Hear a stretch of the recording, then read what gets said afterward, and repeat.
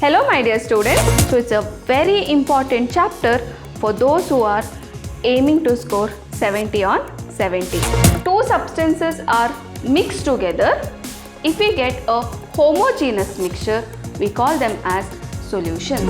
So copper is the solute and gold is the solvent. Now if there are many components, for binary solutions it's very simple because you have only two components. Molality is not dependent on temperature, it is independent of temperature, and thus it can be used in experiments in which there is lot of temperature change as well. So instead of doing this, I'll just give you the method to do it directly. It's very important because you know you're going to get one numerical from this chapter in your final exam.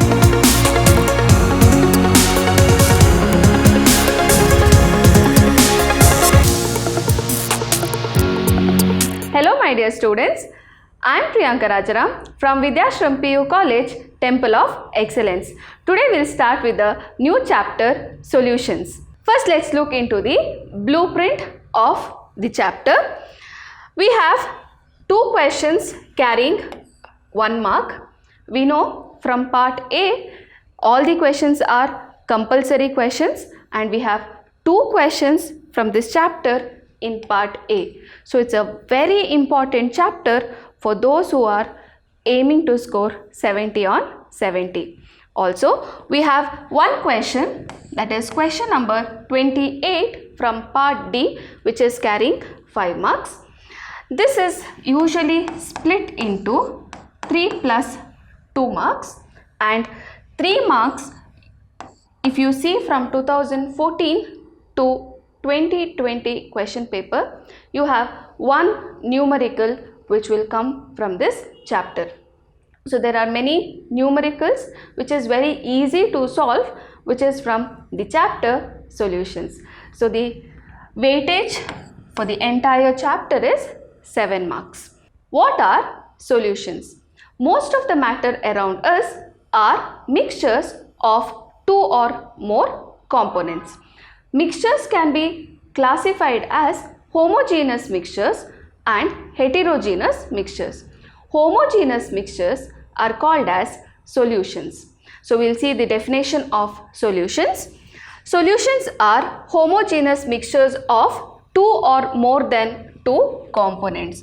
So when two substances are mixed together, if we get a homogeneous mixture, we call them as solutions. Okay, for example, you can take water and add salt to it, dissolve the salt, you're getting a homogeneous mixture which is a solution. Usually when we are telling the word solutions, first thing which comes into our mind is it is a liquid form, correct, or it is in the liquid state.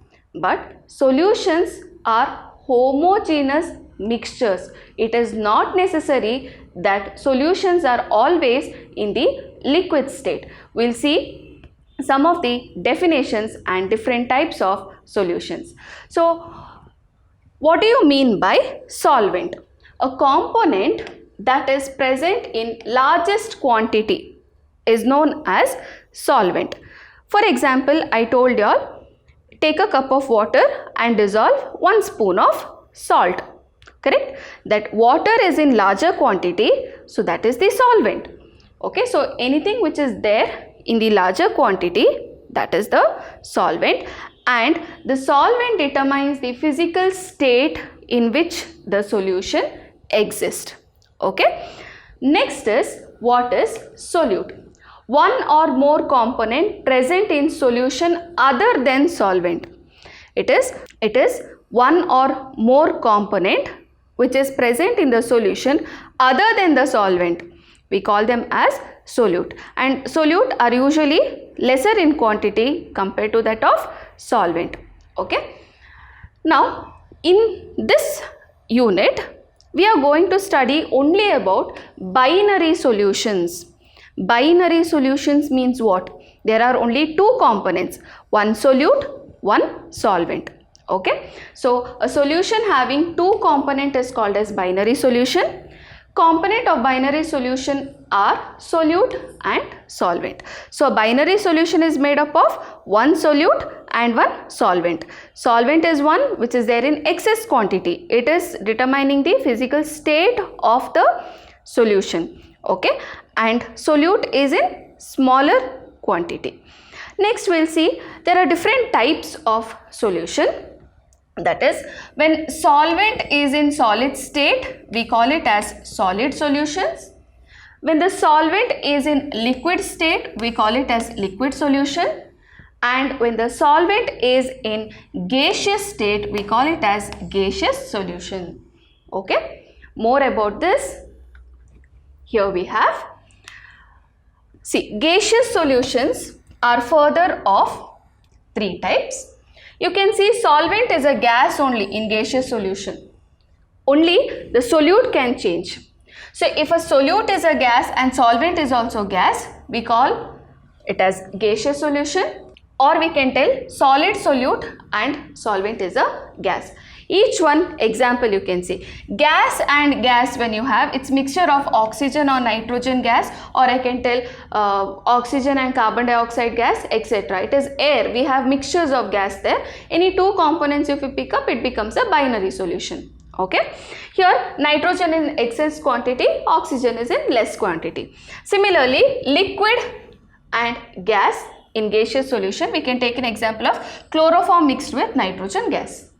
Okay, and where solid is mixed with a gas, camphor in nitrogen gas is an example for solid in a gaseous solvent. Okay, next we have liquid solutions. This is the most common type of solutions which you have come across, where gas is a solute and solvent is a liquid. You can observe here all the three types. We have liquid as solvent.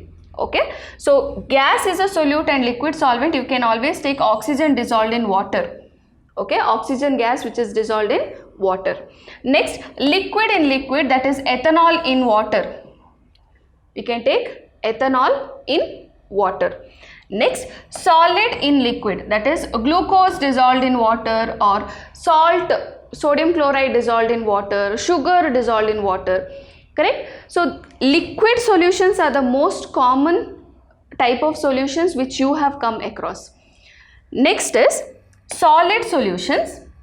You can see the solvent is always a solid, but solutes are different. When gas is a solute, solution of hydrogen in palladium, which is used as a catalyst. Okay, solution of hydrogen is a gas in palladium. Okay, is an example for gas and solid. Gas, solute, solid, solvent. Next we have liquid solute and solid solvent, amalgam of mercury with sodium. Okay, that's an example. Again, this also is used as a catalyst. Next we have solid in solid, where even the solute is a solid and solvent also is a solid. Example, copper dissolved in gold. We know the gold which we use, they have small percentage of copper mixed with them. So copper is the solute and gold is the solvent. Okay, so these are different types of solutions. So broadly they are gaseous solution, liquid solution and solid solution. Gaseous solution, always solvent is gas. In liquid solution, always solvent is a liquid, and in solid solution, solvent is always a solid. Okay. So I hope you have understood. Next we'll see about expressing the concentration of solutions. So how can you express the concentration? The different methods for telling or expressing the concentration of the solution. Now normally generally we use the word dilute and concentrated solution. Dilute means where the solute particles are less, and concentrated means where solute particles is there in larger quantity in small amount of solvent.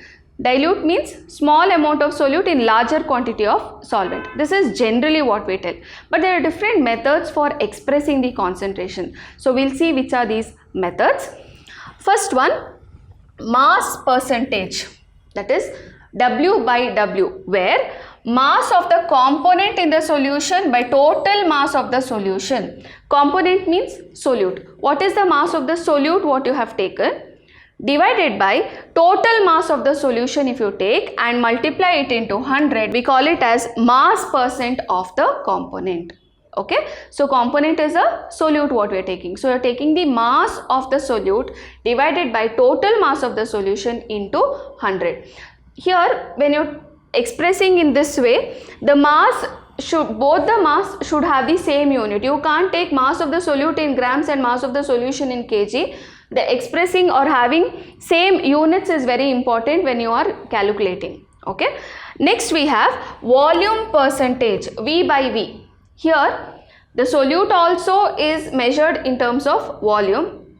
Solution is also measured in terms of volume. So we have volume of the component by total volume of the solution into 100. Then we will get it as volume percent of the component.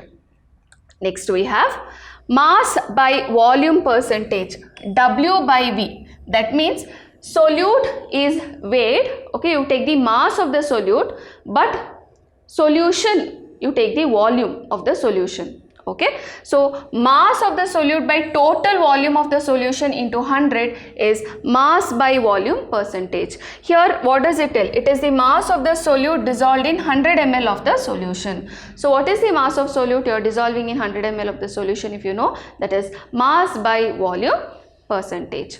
So this is the first three methods of expressing the concentrations. Next we have mole fraction. Okay, mole fraction, what do you mean by mole fraction? Mole fraction is number of moles of the component by total number of moles of all components. Okay, what's the definition? It is the ratio of number of moles of a particular component to total number of moles of all the component present in the solution. Now to understand this better, I shall take an example and explain. Now we will take a binary solution, okay, or a binary mixture in which I have two components A and B. I have two components, binary solution, so one is solute, one is solvent. So I have two components A and B. Now I will take Na is the number of moles of A and Nb is number of moles of B. So I have taken two components A and B. So Na is the number of moles of A and Nb is the number of moles of B. Now how do I find its mole fraction? Mole fraction Xa. I want to find the mole fraction of A first. Okay. So mole fraction of A is number of moles of A divided by total number of moles. I have only two components. So total number of moles is what? Na plus Nb. That is the total number of moles. Correct? So number of moles of A. I want to calculate the mole fraction of A. So it is number of moles of A by total number of moles in the solution. Okay. If I want to calculate the mole fraction of B, component B, then I have to take number of moles of B by total number of moles in the solution. Okay. So this is mole fraction. Now if there are many components, for binary solutions it's very simple because you have only two components.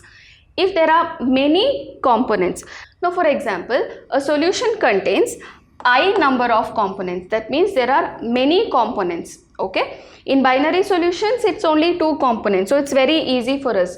Okay, but if there are many components, then how do we calculate the mole fraction? For example, for component 1 if I am taking, so x1 is equal to n1, that is the number of moles of first component, divided by total number of moles, that is n1 plus n2 plus n3, it can go up to ni. Okay, so which can also be written as n1 by sigma ni. Okay, that is you have to take the sum total of all the number of moles in the denominator. Okay, so that is about when it contains many components. Now it can also be shown that the given solution sum of all the mole fractions is unity. So if in a binary solution I have only two components, so I find the mole fraction of A and B component. So if I add the mole fractions, the sum total of mole fractions is always equal to unity. So if there are I components, I have to add the mole fractions up to I, which is unity. For binary solutions, how it will be? It will be Xa plus XB is equal to 1. Always the sum total of the mole fractions will be equal to 1. Okay, so these are the things which you have to remember in expressing the concentration in terms of mole fraction. For mole fraction, there is no unit which we have written. There is no unit for expressing the concentration. Okay, next we have two more left. First is molarity, which is having or expressed with capital letter M. Okay, molarity is defined as number of moles of solute dissolved in 1 liter or 1 dm cube of solution. So you are taking the number of moles of solute by volume of solution in liters. Always remember, the volume of solution should be in liters. For example, you don't know the number of moles, just the mass is given and it is the volume of solution is given in ml. Then you have to make a small change in the formula, or you have to find out first the number of moles and convert the volume of solution from ml to liters, and then you will have to substitute. Okay, so we'll solve problem based on this. You will understand that time better how directly, instead of using this formula, there is a different way to express it or write it. Okay, now molarity, if we take, there are some disadvantages of expressing the concentration of solution in terms of molarity. Okay, why? Because you see here, the volume of solution is taken into consideration, and volume of the solution is temperature dependent. That is, if there is an increase in temperature, then the volume of the solution also can increase. So molarity is always dependent on temperature, or molarity is temperature dependent. It is temperature dependent. So you cannot use molar solutions in experiments which has a change in temperature or in higher temperature. You cannot use, because it become unstable. Okay, or your calculation you may go wrong if you are using molarity for expressing the concentration. There is also an advantage also by using this molarity. Advantage is, it is very easy to measure volume than the mass of solution. Okay, volume is very easy to measure. Okay, so the expressing the stoichiometric calculation becomes really very easy. What is it? The stoichiometric calculations become very easy when you're taking volume into consideration. Okay, so that is about molarity. Next we have molality, expressed with small letter m. Okay, so what is molality? It is number of moles of solute per kilogram of the solvent. Here you are taking solvent. Okay, so molality is what? Number of moles of solute by mass of solvent in kg. Okay, so difference you see, molarity you are taking number of moles of solute by volume of solution in liters, volume of solution in liters, whereas molality what you are taking, number of moles of solute by mass of solvent in kg. So solvent is weighed, number of solute also is weighed, solute is converted into number of moles, and then you get molality. Molality is not dependent on temperature, it is independent of temperature, and thus it can be used in experiments in which there is lot of temperature change as well. Okay, so I hope you have understood. Okay, we'll solve some of the numericals. So the question is, calculate the mole fraction of ethylene glycol. They have given you the formula C2H6O2 in a solution containing 20% of ethylene glycol by mass. So what they have given here, they have told 20% of ethylene glycol by mass is there. You have to find out the mole fraction. What do you mean by 20% of ethylene glycol by mass? It is that 20 grams of ethylene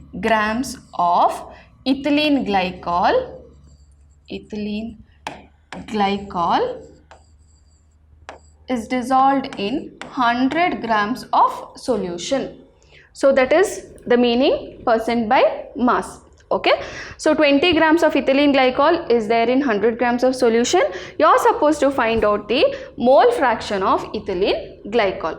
So for finding the mole fraction, you need to know the number of moles, but you don't know the number of moles, you know only the mass. Okay, so I will take component A to be water, which is the solvent. Okay, component B is ethylene glycol, that is C2H6O2, which is the solute. Okay, so two components I have taken. Now first I have to find out the number of moles of component A, that is water. How I can get? It is mass by molecular mass.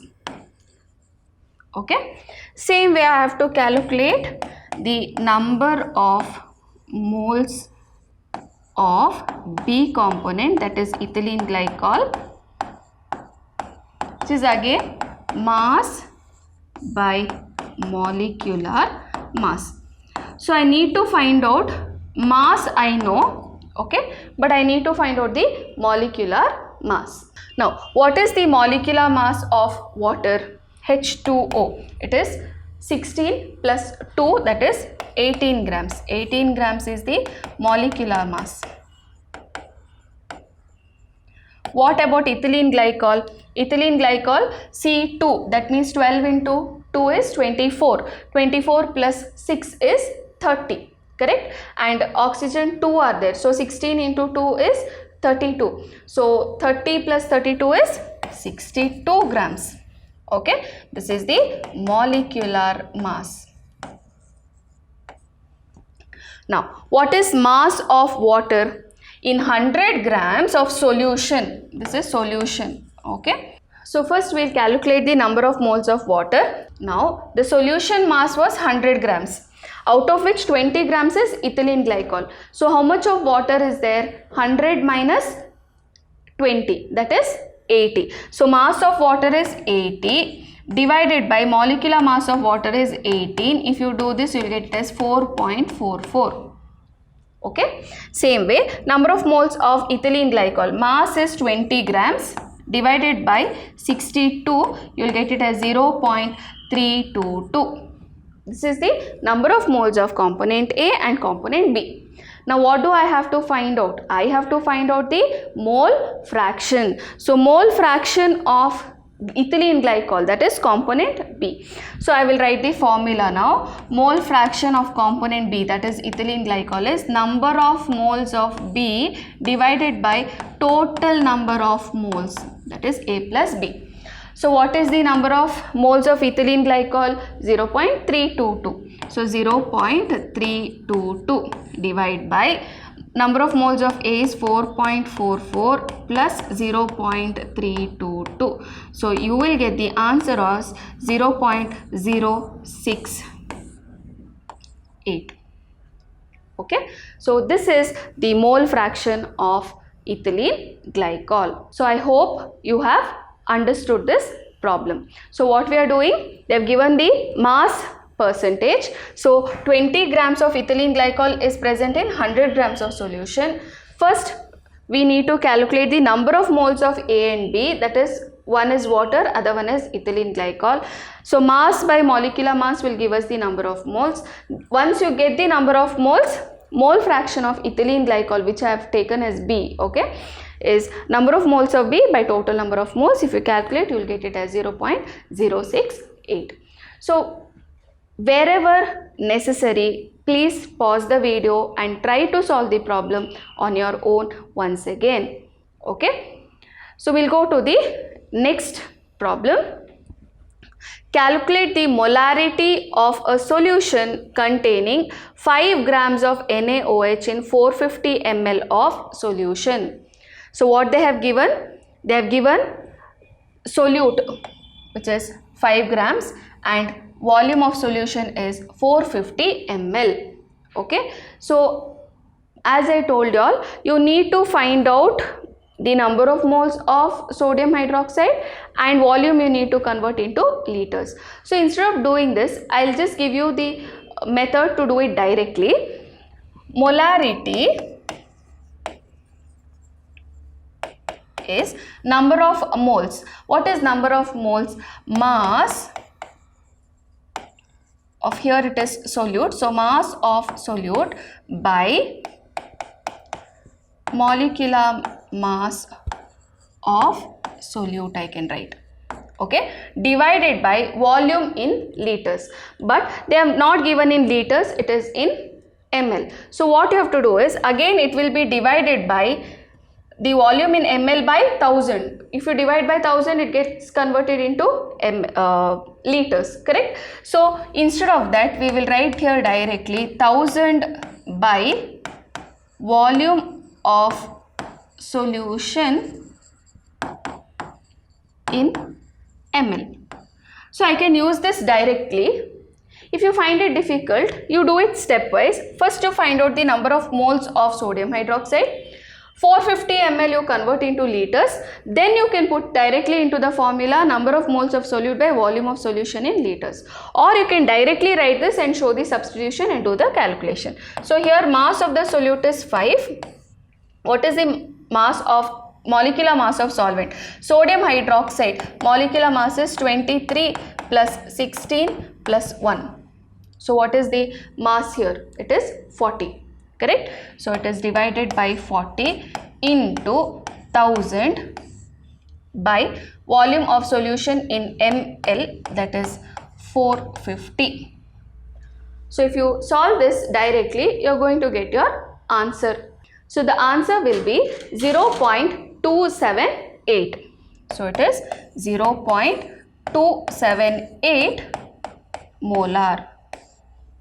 Okay, or you can write it as moles per liter. So many number of moles is there per liter of the solution. So this is how you solve the problem based on molarity. So we have one more problem based on molality. Okay, so it is this way. Calculate the molality of 2.5 grams of ethanoic acid. They have given the formula of ethanoic acid. Okay, in 75 grams of benzene. They have again given the mass in grams here. Okay, the formula for this problem is molality is equal to number of moles of solute by mass of solvent in kg. But I don't have the number of moles nor I have the solvent mass in kg. So I will just rewrite this formula in a different way. Number of moles is mass of solute by molecular mass of solute. Okay, this is of solute, mass of solute. Okay, into 1000 by mass of solvent in grams. Okay, so it can be, what is the mass of solute, which is the solute you have? 2.5 grams of ethanoic acid, 2.5. Then what is the molecular mass of solute? Now what is the molecular mass of CH3COOH? So here 2 carbon atoms, so 12 into 2 plus 4 hydrogen atoms, directly I have written as 4 plus 16 into 2, that is 2 oxygen atoms are present. So if I take this on the whole, I will get it as 60. So that is the molecular mass of ethanoic acid. I'll substitute here, molecular mass of ethanoic acid is 60 into 1000 by mass of solvent in grams. How many grams of benzene we have? 75 grams. So solve this and you will get the answer as 55 molal. See, I am writing small letter M, that is molality. Okay, unit for molality, small letter m, or I can put it as mole per kg. It is mole per kg. So I hope you have understood how to solve the problem. So next class we will be learning about solubility of solid in liquids. Okay, we are learning about the solubilities. Next, solubility of gases in liquids. So I hope you have understood today's class. Do the numericals once again and see to that you can solve all the problems on your own. It's very important because you know you are going to get one numerical from this chapter in your final exam. There are many more numericals to go. This is one kind of which can come. Okay. So thank you my dear children. Stay tuned, stay focused.